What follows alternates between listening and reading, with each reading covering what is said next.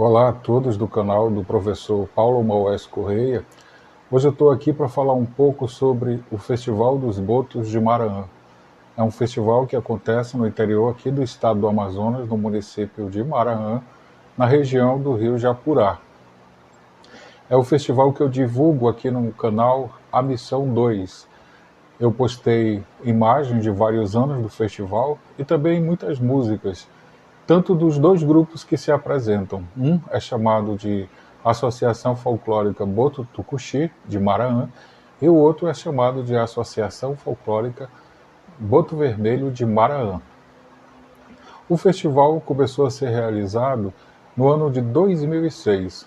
Foi quando a sociedade civil se organizou e tinha os anseios de ter um festival grandioso, como já existe vários outros em outros municípios do estado do Amazonas e por todo o interior da própria Amazônia. Há vários festivais. Muito bem. A princípio, lá no município de Maraã, que é um município distante de Manaus, cerca de linha reta, 615 quilômetros, mas para chegar até lá pelos rios, subindo o rio de barco, vão mais de 800 quilômetros de viagem. Devido às curvas, né, os bancos de areia, todos os obstáculos que surgem para fazer com que os 600 quilômetros, 615 quilômetros com linha reta, fiquem mais compridos. Então, a princípio, antes de ser festival de Boto, quando começou o festival, quando houve a primeira reunião entre as pessoas da cidade e o poder público municipal, que estava interessado de realizar algo desse tipo, se pensou em colocar como animais da disputa o pirarucu e o tambaqui. Por quê? Porque são duas espécies que fazem parte dos projetos de preservação ambiental da região lá do município de Maraã. No caso, o pirarucu, por causa do manejo que acontece todos os anos. O pirarucu é abraçado pelas essas questões de sustentabilidade e assim ganha um período chamado de defeso, assim como outros peixes também. E a mesma coisa o tambaqui. Tudo tem época para ser pescado. Então, devido a isso, pensou-se em fazer um festival com o tambaqui e o pirarucu. Mas, pensando, as pessoas começaram a analisar, aí alguém sugeriu botos. E assim se pensou nas duas espécies que nós temos em nossos rios da Amazônia. O Sotalia fluviatilis, que é popularmente conhecido como tucuxi, ou boto tucuxi, e o Inia geoffrensis, que popularmente é conhecido na nossa região como boto vermelho. Então, a partir daí, afinaram-se tudo. Os dois botos foram escolhidos para serem os dois brinquedos símbolos de cada associação que estava para ser fundada. Escolheu-se, as pessoas se dividiram, as que tinham mais afinidade umas com as outras se separaram e formaram as associações folclóricas a partir daquele ano. Nos primeiros 5 anos das apresentações, houve então dois momentos grandiosos que nós podemos destacar. O primeiro dele é a própria fundação das duas associações. A do Boto Vermelho resolveu usar como identidade cromática de competição as cores vermelho e branco. E a do Boto Tucuxi resolveu usar as cores lilás e branco. E quando chegou na 5ª edição do evento, após ela ter acontecido, ter ocorrido, começou-se a se analisar, depois de 5 anos, o que o festival tinha produzido, o que o festival tinha deixado como marca cultural. 5 anos, para as nossas realidades atuais, são bastante tempo, né? Como são? Então verificou-se que os botos, no seu formato, na sua apresentação, se pareciam um pouco com os bumbais. Parecia apenas que a gente tinha pego o boi, tirado da quadra e colocado o boi no lugar do boto. Aliás, colocado o boto no lugar do boi. Faltava alguma coisa, um sentido. Foi quando se pensou que era necessário ter alguma abstração teórica que nos fizesse olhar aquilo com um outro olhar, em relação à cultura própria lá da região. Foi quando começamos a imaginar o seguinte: aqui na região do Amazonas, existe a lenda da transformação, assim também como existe por toda a Amazônia.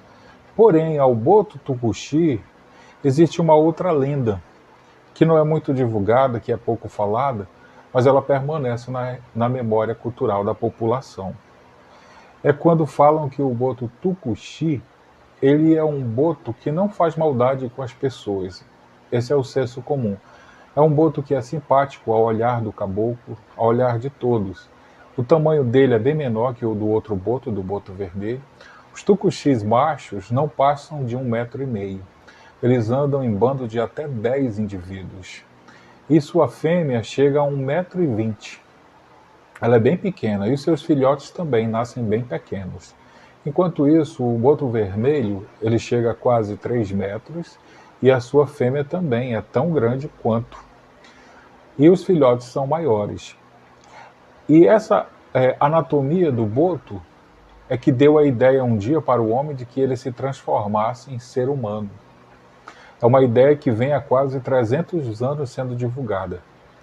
E a do boto Tucuxi, paralelo a essa narrativa de transformação do imaginário, vem a ideia de que o Tucuxi é o boto que salva. E quando ele não salva, ele ajuda corpos que foram afogados em naufrágios a chegarem até a beira. Ele sai empurrando o corpo, deixa próximo da beira para que os outros humanos o encontrem, né? E o resgatem, mesmo sem vida. E quando não, fica no imaginário da população que o boto Tucuxi é capaz de apontar a beira para quem está se afogando, ou até tentar orientar a pessoa a chegar à beira, no seu momento de desespero, né? São as narrativas que surgem pelo beiradão. Então, devido a isso, se pegou esses dois fatos lendários e criou-se um item chamado dentro do festival de Alto do Boto. Então nós temos o Alto do Boto que salva e o Alto do Boto que seduz ou enfeitiça, que é endereçado ao boto vermelho. Aqui no Amazonas, tradicionalmente no interior, nós chamamos ao boto vermelho, o Inia geofrensis, com essa nomenclatura de cor, vermelha, né? Na verdade, ele não é vermelho, ele tem um tom rosado.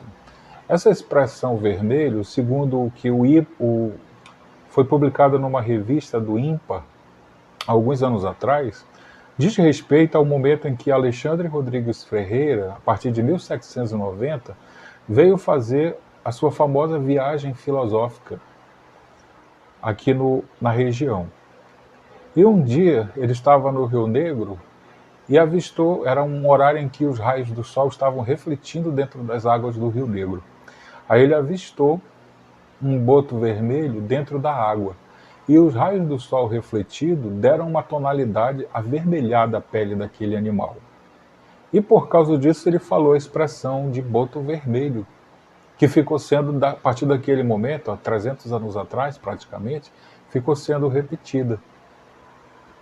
Quando chega nos anos 80, nós tivemos um outro viajante com uma outra equipe de investigação científica, chamado Jacques Cousteau, o francês, e um dia ele amanheceu, viu o boto novamente, como semelhante à situação do Alexandre Rodrigues Ferreira.